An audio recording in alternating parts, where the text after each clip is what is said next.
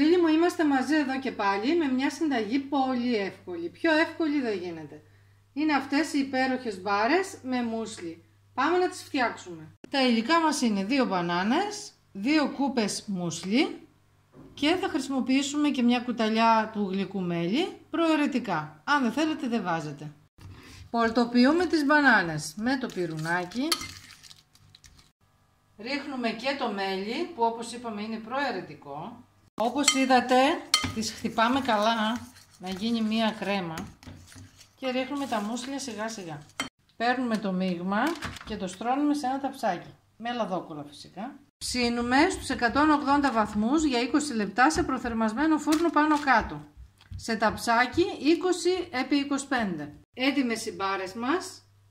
Τις κόβετε σε ό,τι σχήμα θέλετε και είναι τέλειες. Μπορείτε να βάλετε και κομμάτια σοκολάτα μέσα.